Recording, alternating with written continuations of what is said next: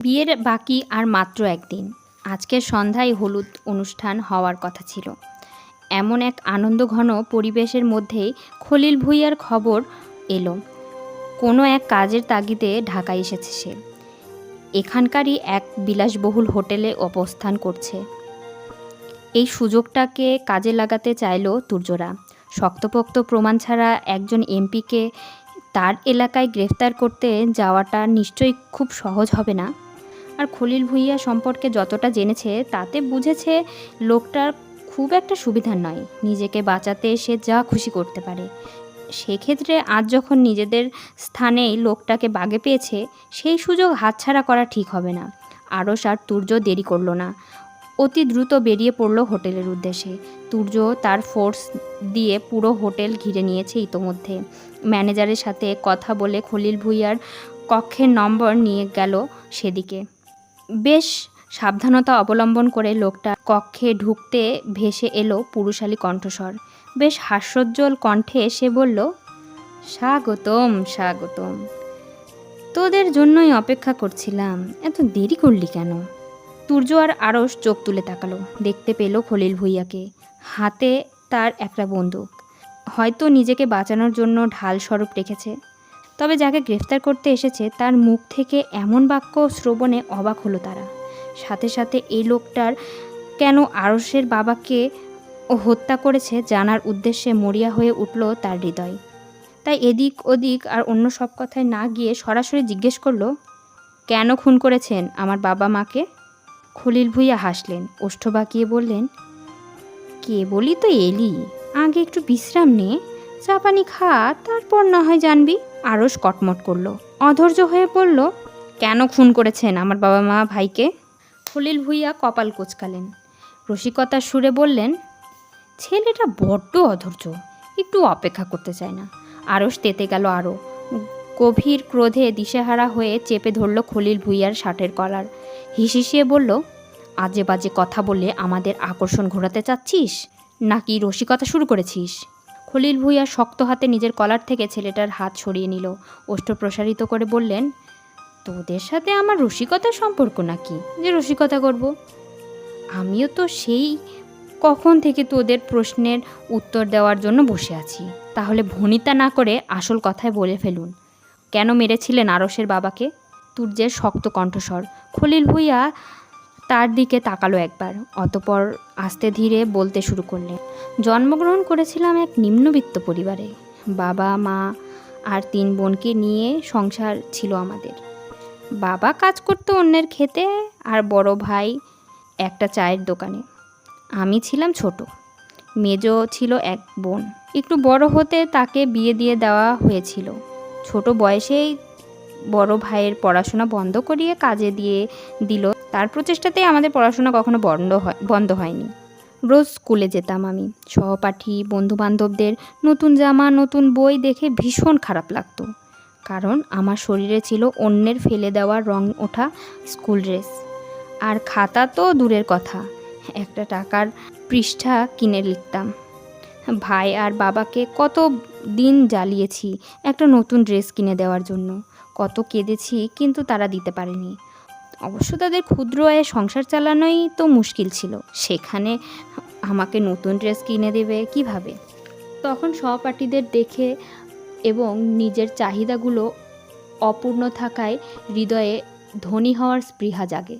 ওই ছোট বয়সে স্বপ্ন দেখতাম একদিন আমি মস্ত বড় হব, আমার অনেক টাকা থাকবে, বাবা মা ভাই এর সব দুঃখ কষ্ট মিটিয়ে দেব। দীর্ঘ নিঃশ্বাস ছাড়লেন খলিল ভূঁইয়া। একটু সময় নিয়ে আবার বললেন, 14-15 বছর আগে তখন আমি তরতাজা এক যুবক। এক বন্ধুর সহায়তায় গ্রাম থেকে উঠে এসেছিলাম শহরে। ওই বন্ধুর কিছু টিউশনি জোগাড় করে দিয়েছিল আমার চলার জন্য, কিন্তু আমার যে টিউশনিতে হচ্ছিল না, আমার স্বপ্ন ছিল ঊর্ধ্বে। ততদিনে আমার ভেতরের ধনী হওয়ার স্পৃহা জীবনের একমাত্র লক্ষ্যে পরিণত হয়েছিল। সারাদিন শুধু উপায় খুঁজতাম কিভাবে সহজে ধনী হওয়া যায়। একটা সময় উপলব্ধি করলাম, সৎ পথে ঘোরার তুলনায় অসৎ পথে আমাকে তাড়াতাড়ি অর্থ দেবে। সেই অনুযায়ী কয়েকজন মিলে সিদ্ধান্ত নিলাম ব্যাংক ডাকাতি করব। যা আমাদের অল্প সময়ের লক্ষ্যে পৌঁছে দেবে। কিন্তু এই কাজের জন্য একজন ব্যাংক কর্মকর্তার সাহায্য প্রয়োজন ছিল। সর্বপ্রথম যিনি আমাদের ব্যাংকে ঢুকতে সাহায্য করবেন এবং কোথায় কোথায় অর্থ রাখা হয় তার খোঁজ দেবেন। তখন আমরা আমজাদ শেখের শরণাপন্ন হলাম। তার পাশের বাসায় একটা বাচ্চাকে পড়াতাম বিধায় টুকটাক চিনতাম তাকে, কিন্তু তিনি রাজি হচ্ছিলেন না এ প্রস্তাবে। পরে অনেক বুঝিয়ে তার সন্তানদের একটা সুন্দর ভবিষ্যৎ নিশ্চিত করে তাকে মানালাম পরিকল্পনা অনুযায়ী, এবং তার সহায়তায় কিছুদিনের মধ্যে ব্যাংক ডাকাতি করতে সক্ষম হলাম। ভাগ মতো টাকাও দিলাম তাকে। কিন্তু কয়েকদিন পর কি হলো কে জানে, আমজাদ শেখ পল্টি খেলেন। চেতনাবোধ জেগে উঠল তার ভেতরে। আমাদের হঠাৎ জানালেন তিনি সব টাকা আবার ব্যাংকে ফেরত দিতে চান এবং পুলিশের কাছে আত্মসমর্পণ করতে চান। অনেকবার বোঝানোর পরও তিনি বুঝতে চাইলেন না, উল্টো আমাদের হুমকি দিলেন পুলিশের কাছে বলে দিবেন সব। তখন আর কোনো উপায় না পেয়ে ভয়ে সিদ্ধান্ত নিলাম লোকটাকে মেরে দেব। কিন্তু আমাদের হাত কাঁচা, কেবল একটা ব্যাংক ডাকাতি করেছি, খুনাখুনি পর্যন্ত যায়নি। এরপর একজনের মারফতে পরিচয় হলো শাহিন মির্জার সাথে। তাকে টাকা দিলাম আমজাদ শেখকে হত্যার জন্য। উনি আবার সেলিম নাগা যেন কাকে টাকা দিয়ে হত্যা করিয়ে দিলেন। আরও সব শুনল। প্রথমের দিকের কথাগুলো শুনে তাদের ভেতরে একটু খারাপ লাগা সৃষ্টি হলেও পরবর্তী কথাগুলো শুনে চোখ মুখ শক্ত হয়ে উঠল তাদের। অর্থের লোভে মানুষকে কোথা থেকে কোথায় নিয়ে যেতে পারে, অথচ খলিল ভূঁইয়া পারতেন পড়াশোনা শেষ করে সৎ পথে একটা চাকরি করে টাকা উপার্জন করতে। যদিও তাতে এত অল্প সময়ে এতটা ধনী তিনি হতেন না, তবে কাউকে অকালে পৃথিবী ছাড়তে হতো না, আরশকে এতিম হতে হতো না। আর তার পরের দিনগুলোতে তো খলিল ভূঁইয়ার পাপ কম নয়। নিজেকে ওপরে ওঠাতে কত হত্যা, কত অন্যায় তিনি করেছেন, তার হিসাব নেই। তুর্য চোখ মুখ শক্ত রেখে বলল, অর্থের লোভে ব্যাংক ডাকাতির মতো অন্যায় আপনি করেছিলেন। সেই অন্যায় ঢাকতে আবার আরেক অন্যায়। সেদিন আমজাদ শেখ আপনাদের সঙ্গ দিয়ে অবশ্যই অন্যায় করেছিলেন এবং তার শাস্তিও তিনি পেয়েছেন। সাথে বিনা দোষে তার স্ত্রী পুত্রকে পৃথিবী ছাড়তে হয়েছে। এখন শাস্তি পাওয়ার পালা আপনার। খলিল ভূঁইয়ার মধ্যে তেমন কোনো ভাবান্তর দেখা গেল না। তিনি হেসেই বললেন, কী শাস্তি দিবি? আগে এখান থেকে তো বের হ, তারপর না হয় আমাকে শাস্তি দেওয়ার কথা ভাববি। আগেই জানতাম আমি ঢাকায় এলেই তোরা আমাকে ধরার উদ্দেশ্যে চলে আসবি, তাই তো আগে থেকেই সকল ব্যবস্থা করে রেখেছিলাম। আমার লোকেরা ইতোমধ্যে 4 দিক থেকে ঘিরে ফেলেছে তোদের। তুর্য বাঁকা হাসল, ওষ্ঠ বাঁকিয়ে বলল, কিন্তু আপনার ঘিরে রাখা লোকদের ইতোমধ্যে আমার ফোর্স গ্রেপ্তার করে ফেলেছে। খলিল ভূঁইয়া চমকালেন। দৌড়ে জানালার কাছে গিয়ে তাকালেন বাইরে। দেখলেন তার লোকেদের কিছু পুলিশ সদস্যরা মিলে গাড়িতে তুলছে। লোকটা ঘাবড়ালেন কিছুটা, তবে তা প্রকাশ করলেন না। কণ্ঠ স্বাভাবিক করার চেষ্টা করেই বললেন, আমাকে কি করবি? বেশি হলে এই গ্রেপ্তার করে ফেল দ্রুত। কালকের মধ্যে দেখবি ছাড়া পেয়ে গেছি। আর আমার ক্ষমতার সামনে তোদের ওই জেল নিতান্তই ক্ষুদ্র। তুর্য হাসল। পকেট থেকে মোবাইল বের করে কল লাগালো কাউকে। শীতল কণ্ঠে বলল, দেশের সকল সংবাদ মাধ্যমে তুলে দে এমপি খলিল ভূঁইয়া নিজের মাথায় নিজে গুলি ঠুকে আত্মহত্যা করেছেন। বেশ কিছু হত্যা, ব্যাংক ডাকাতি, মানব পাচার, মাদক ব্যবসা আর দায়ে পুলিশের গ্রেফতার করতে এলে তিনি পুলিশের কাছে আত্মসমর্পণ করার বদলে আত্মহত্যার পথ বেছে নিয়েছেন। আরশ বাঁকা হাসল। খলিল ভূঁইয়া কিছু করার আগেই তার হাত থেকে বন্দুকটা ছিনিয়ে নিল সে। ভীত হলেন লোকটা, বুঝলেন তার রক্ষা নেই। ভয়ার্ত কণ্ঠে বললেন, আমাকে মারতে পারিস না তোরা, প্রয়োজনে গ্রেফতার কর আমাকে, তবু মারিস না। আরও শুনল না কোনো কথা। কণ্ঠে কাঠিন্য এঁটে বলল, ওপরে ভালো থাকিস খলিল ভূঁইয়া। খলিল ভূঁইয়ার বুক কাঁপল। নিজের ক্ষমতা জাহির বাদ দিয়ে এবার অনুরোধের সুরে বললেন, আমি আত্মসমর্পণ করব, নিজের সব দোষও স্বীকার করব, তবু দয়া করে আমাকে মারিস না। দমল না আরশ। পরপর বন্দুক থেকে 2টা গুলি ছুড়ল। একটা লাগলো খলিল ভুঁইয়ার কপাল বরাবর, আর একটা লাগলো বুকে। সাথে সাথেই গগন বিদারী চিৎকার করে উঠলেন লোকটা। লাল রক্তের ফোয়ারায় বইল কপাল আর বুক থেকে। ছটফটিয়ে লোকটার দেহ লুটিয়ে পড়ল মেঝেতে। আরশ এগিয়ে গেল, বসলো খলিল ভুঁইয়ার দেহের পাশে। ভেজা কণ্ঠে বলল, আমার বাবা, ভাই, মাকে মারার সময় তারাও নিশ্চয়ই এভাবেই কাকতি মিনতি করেছিল, কিন্তু তোরা কেউ শুনিসনি সে আর্তনাদ, ছাড়িসনি তাদের। তাহলে আমি কেন ছাড়ব? থামলো আরশ। তারপর শক্ত কণ্ঠে আবারও বলল, ছাড়ব না তো মেরে দেব, পাঠিয়ে দেব আমার বাবা, মা, ভাইয়ের কাছে। খলিল ভুঁইয়া শুনলেন আরশের কথা, তবে উত্তর দিতে পারলেন না। মরণ যন্ত্রণায় ছটফটিয়ে উঠলেন তিনি। দু চোখ বড় বড় করে নিঃশ্বাস নিলেন জোরে জোরে। গলার মধ্যে ঘটর ঘটর আওয়াজ তুলে ধীরে ধীরে নিস্তেজ হয়ে পড়লেন। হয়তো শেষ নিঃশ্বাস ত্যাগ করে পাড়ি জমালেন পরপারে। চারিদিকে হৈ হৈ কলরব। চৌধুরী বাড়ি ভরে উঠেছে অতিথির আগমনে। হবে নাই বা কেন, আজ যে ইরা আর আরশের বিয়ে। যদিও খুব জমকালো আয়োজন করা হয়নি, তবে ঘরোয়াভাবে একদম কমও নয়। আরশের তো তেমন কেউ নেই, তবুও মামা কাকাদের বলেছে, তারাও খুব অল্প কয়েকজন এসেছে বিয়েতে। কাজী সাহেব ইতোমধ্যে চলে এসেছেন। সবাই জমায়েত বসিয়েছে ঘরের বসার কক্ষে। কিছুটা সময় বাদেই ইরাকে নিয়ে বসার কক্ষে প্রবেশ করল পৃথা। ইরার ফর্সা শরীরে লাল টুকটুকে একখানা শাড়ি জড়ানো হয়েছে আজ, মুখে হালকা সাজ আর মাথায় ঘোমটা। মেয়েটা গুটি গুটি পায়ে এগিয়ে এসে বসলো আরশের পাশে। বুকের মধ্যে কেমন ধুকপুক করে ধ্বনি তুলছে তার, নিজেকে ভীত লাগছে। সাথে ভালোবাসার মানুষকে আপন করে পাওয়ার আনন্দও হচ্ছে ভীষণ। তুর্য তাড়া দিল। কাজী সাহেবকে উদ্দেশ্য করে বললেন, আপনি বিয়ে পড়ানো শুরু করুন কাজী সাহেব। কাজী সাহেব কিঞ্চিত সময় নিয়ে নিজের কাজ শেষ করে অতঃপর ইরার দিকে তাকিয়ে শান্ত কণ্ঠে বললেন, বলুন মা কবুল। ইরার ভীতিভাব বাড়ল, শক্ত করে চেপে ধরল পৃথার হাত। ঝুঁকে গেল পৃথা, কানের কাছে ফিসফিসিয়ে বলল, মাত্র 3 অক্ষরের একটা শব্দ, বলে ফেলো ইরা। তোমার কণ্ঠে উচ্চারিত এই একটা শব্দই আজ আরশ ভাইকে তোমার করে দেবে। তোমার ভালোবাসা তোমার হবে। ইরার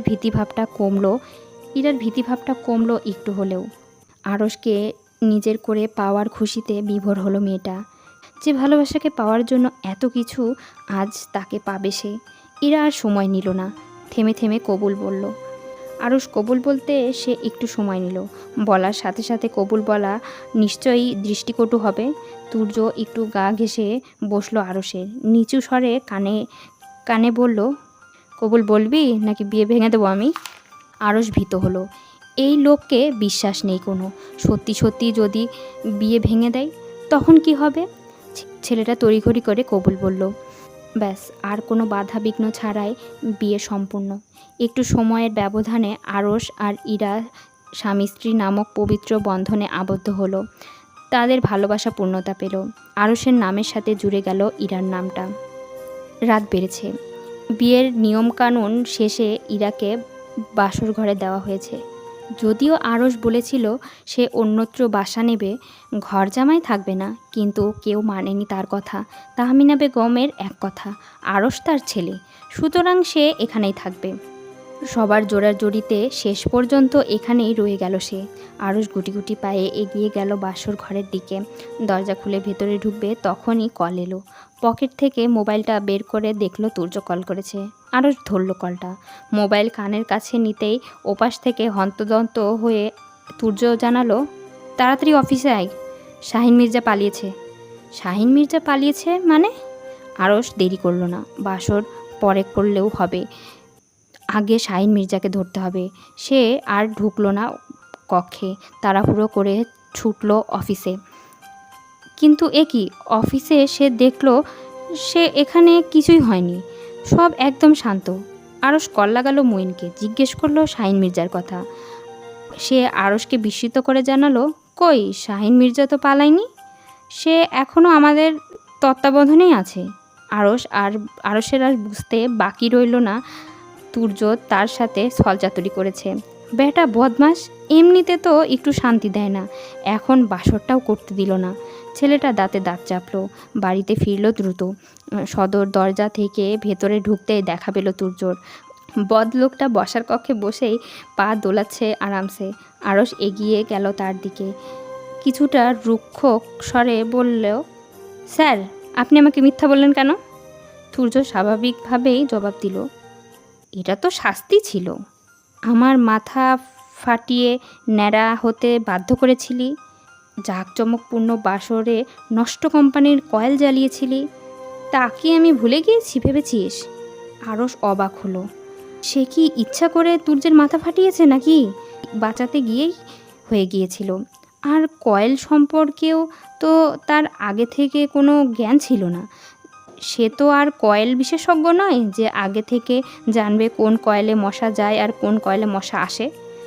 এক বুক কষ্ট নিয়ে আরস বলল, তাই বলে আপনি আমার বাসর থেকে বিতাড়িত করবেন স্যার? তুর্য নাক মুখ কুঁচকে বলল, ছি আরস, ছি, আমি তোর স্যার হই, আমার সামনে একটু লজ্জা তো কর। এমনি নির্লজ্জের মতো কথা বলিস। তোর কথা শুনে এই মুহূর্তে আমারই তো লজ্জা, এক গ্লাস পানির মধ্যে ডুবে মরতে ইচ্ছা করছে। এক গ্লাস পানিতে আপনি ধরবেন না স্যার? তুর্য বিরক্ত হলো, থমথমে কণ্ঠে বলল, চেপে চুপে গ্লাসেই ধরিয়ে নেব। আরস ভাবল না তেমন, ফট করে জবাব দিল, চেপে চুপে কাজ হবে না স্যার, যা দেহ তার জগে ও আপনাকে ধারণ করতে অস্বীকার করবে, আর তা তো গ্লাস। তুর্য অপমানিত বোধ করল। কত বড় সাহস এই মির্জাফরের বংশধর তার এত সুন্দর দেহটাকে নিয়ে অপমানমূলক কথা বলে। তুর্য শক্ত কণ্ঠে কিছু বলতে গিয়েও থেমে গেল। নজর গেল বসার কক্ষের দেয়ালে টাঙানো ঘড়িটার দিকে। এখন 1টা বাজছে প্রায়। না, আর আরসকে জ্বালানো উচিত হবে না। ইরা তার জন্য অপেক্ষা করছে। সোফা ছেড়ে উঠে দাঁড়ালো তুর্য, স্বাভাবিক কণ্ঠে বলল, তোকে এই মুহূর্তে বাসর ঘরে ঢুকতে দেব, তবে আমার একটা শর্ত আছে। কি ভাগ্য, বাসর তার, আর সেখানে শর্ত দেবে অন্য কেউ? আরস অসহায় দৃষ্টিতে তাকালো তুর্যের দিকে, ফোঁস করে একটা নিঃশ্বাস ফেলে বলল, কি শর্ত? আমার ছেলে বা মেয়ের সাথে তোর ছেলে বা মেয়ের বিয়ে দিতে হবে, রাজি? আরস রাজি নয়, তবে আপাতত বাসর ঘরে ঢুকাটাই মুখ্য, পরে কি হবে তারপরে দেখা যাবে। অনিচ্ছা সত্ত্বেও সে বলল, আমি রাজি। তুর্য ওষ্ঠ প্রসারিত করলো, আরসের কাঁধে হাত রেখে বলল, আচ্ছা যা তাহলে বাসর ঘরে। উৎফুল্ল হলো আরস, যাক, অবশেষে সে নিজের বাসর ঘরে যাচ্ছে বউয়ের কাছে। আনন্দের সাথে কয়েক কদম বাড়াতেই তাকে আবার পিছু ডাকলো তুর্য। থমকে দাঁড়ালো সে, হৃদয় কাঁপলো বেচারার। এই লোক আবার ডাকছে কেন তাকে? তার বাসর আটকে দেওয়ার মতলব করেনি তো? উদ্বিগ্ন চোখে পেছন ফিরে তাকালো সে, তবে তুর্য এবার তেমন কিছু করল না, বরং তাকে অবাক করে দিয়ে পকেট থেকে 2টো টিকিট বের করে ধরিয়ে দিল। বেশ স্বাভাবিক কণ্ঠে বলল, আমার তরফ থেকে তোর বিয়ের উপহার, হানিমুনে সাজেক ভ্রমণ। আরস খুশি হলো, লুফে নিল টিকিট 2টা। তুর্যকে ধন্যবাদ জানিয়ে আবারও উৎফুল্ল ভঙ্গিতে পা বাড়ালো তার কক্ষের দিকে। আলতো হাতে কক্ষের দরজা খুলে ভেতরে প্রবেশ করলো আরস। বিছানার ওপর বসে রয়েছে ইরা, এক হাত ঘোমটা টানা তার মস্তকে, চারপাশে ফুলের গন্ধে মম করছে। কাঁচা ফুল দিয়ে সাজানো হয়েছে তার বাসরটা। আরস দরজাটা বন্ধ করলো, তারপর এগিয়ে গেল বিছানার দিকে। ইরা একটু নড়ে চড়ে বসলো, কেমন ধুকপুক ধুকপুক শব্দ হচ্ছে তার বুকে। যতই পূর্ব পরিচিত হোক, কিন্তু বিয়ের পর তো এই প্রথম একসাথে তারা। আজ প্রথম সে আরসের সাথে থাকবে এক কক্ষে, এক বিছানায়। ভাবতেই শিউরে উঠল মেয়েটা। তাছাড়া আরসও আজ কি করে কে জানে। সেই রাতের পর তো তাদের দুজনের মধ্যে কথা হয়নি তেমন। আজ কি আরস ভালোবাসি বলবে, নাকি আজও আগের মতো ভালোবাসি না করবে? ইরা ভাবনার মধ্যে আরস গিয়ে বসলো ইরার পাশে, হাত বাড়িয়ে যত্ন করে ঘোমটাটা তুলল উপরে। ইরা লজ্জা, ভয়, সংকোচে চোখ মুখ খিচে বন্ধ করে নিল তৎক্ষণাৎ। আরস হাসলো, মেয়েটার গালে আলতোভাবে হাত ছুঁয়ে বলল, অবশেষে তুমি আমার। ইরা আস্তে ধীরে চোখ খুলল, মোহিত হয়ে তাকিয়ে রইল তার প্রিয় পুরুষের দিকে। সত্যি অবশেষে আরস তার। এই লোকটার এখন থেকে একান্তই তার ব্যক্তিগত। কত বাধা জয় করে সে আরসকে পেল। নিজের সবচেয়ে কাঙ্ক্ষিত কিছু পাওয়ার আনন্দে ইরার চোখ দুটো ছলছল করে উঠল। আরশ হাত বাড়িয়ে নিজের সাথে জড়িয়ে নিল প্রিয়তমা স্ত্রীকে। এতদিনে যেন তার বুকটা শান্তি পেল।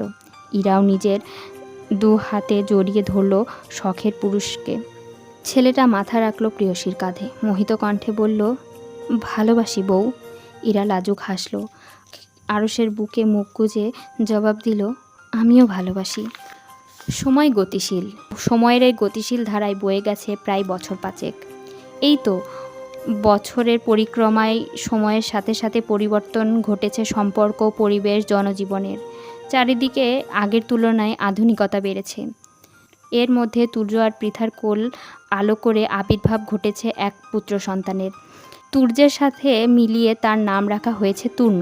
অবশ্য এই ছেলের নাম যে শুধু তুর্যের সাথে মিল তেমন নয়, স্বভাব চরিত্র পুরো বাপের মতো। ইরা ও আরশের সম্পর্কটাও এগিয়েছে বেশ। ইরা এই মুহূর্তে প্রায় 9 মাসের অন্তঃসত্ত্বা। অল্প কিছুদিনের মধ্যে হয়তো তার সন্তানও পৃথিবীর আলো দেখবে। আর অধীর আগ্রহের সাথে সেই ক্ষণের প্রহর গুনছে তূর্ণ। তুর্য তাকে বেশ ভালোভাবে বুঝিয়ে দিয়েছে আরশ আর ইরার মেয়ে এই হবে তার বউ। তূর্ণ বউ কি জানে না, এও জানে না কন্যা হবে নাকি পুত্র। তবে বাবার কথায় মাথায় ঢুকিয়ে নিয়েছে বেশ ভালোভাবে। রাত্রির দ্বিপ্রহর, প্রকৃতি ঢেকে গিয়েছে কৃষ্ণ কালো আধারে। চৌধুরী বাড়ির সকলেই এই মুহূর্তে দাঁড়িয়ে রয়েছে হাসপাতালের করিডোরে। মাঝরাতে ইরার পেটে হঠাৎ তীব্র ব্যথা উঠেছে। তাকে দ্রুততার সাথে এখানে নিয়ে আসা হয়েছে। আর এখানে আসার সাথে সাথে মেয়েটাকে নিয়ে যাওয়া হয়েছে অপারেশন থিয়েটারে। তূর্ণ গুটি গুটি পায়ে পায়চারি করছে অপারেশন কক্ষের সামনে জুড়ে। তার কথা হলো সে সবার আগে নিজের বউকে দেখবে। আর আরশ মনে মনে সৃষ্টিকর্তাকে ডাকছে লাগাতার। সৃষ্টিকর্তার কাছে ফরিয়াদ জানাচ্ছে যাতে তার মেয়ে না হয়। এই তো তুর্যের পাল্লায় পড়ে জীবন ছালাপালা। এরপর তার ছেলের কাছে মেয়ে দিয়ে দুই বাপ ছেলের অত্যাচারে বনবাসী হতে হবে নির্ঘাত। তাছাড়া আর উপায় নেই। আরশের ভাবনার মধ্যেই একজন নার্স বেরিয়ে এলেন অপারেশন কক্ষ থেকে। বেশ হাসি মুখে জানালেন, অভিনন্দন, মেয়ে হয়েছে।